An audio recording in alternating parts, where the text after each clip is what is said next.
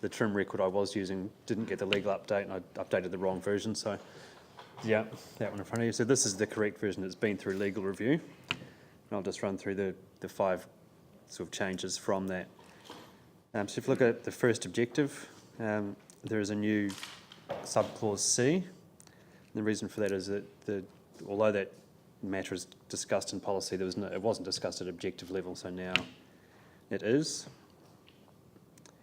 And there's a couple of deletions suggested by our legal team. So the first one is clause B from policy 2, which was essentially repetition, I was told, so that's gone.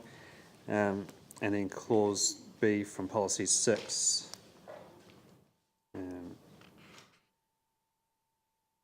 has also been deleted. And the other change is at page 4P11, whereas instead of just referring to the standard, it lists out the parts of the standard that we want to focus on, and that's essentially as per the operative city plan. So we've gone back to that, and those are the differences between the 2 versions. So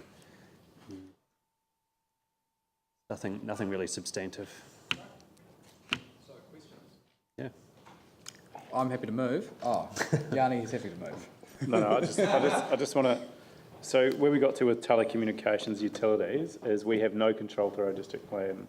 It's a national environmental standard, so yes, correct. We cannot say no to cell phone towers going next to On road reserves. That's correct. On road reserve.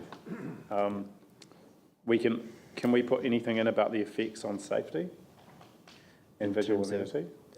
So there's for private land, yes, we can, and we've done that through the 2 different height limits. So there's one for if it's only one provider using pole, then it's lower than if there's 2 or 3 using it. But what about for public land?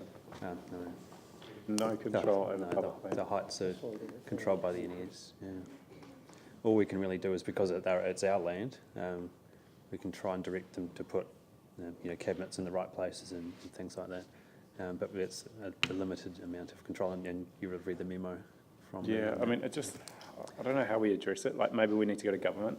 So Paul and I went for a walk around Red Gloves, and you look at where they're putting all the utilities, they're all taking up valuable footpath space. There's locations where they could actually go that would be so much better, that actually wouldn't cost any more, but because we don't seem to have any way of dealing with it, it just seems like a real mess. Yeah, and that's a nationwide problem. Okay. There are instances where they're put on buildings, and there's an example in Sumner that's a very good example of that, and there were a number in the central city previously. So can I maybe ask that Reg and Consents get a report on the placement of utility on public land, and if we need to go to government, we actually make some requests, given that we can't do it through this process? So you want to take that further, that matter? Yeah.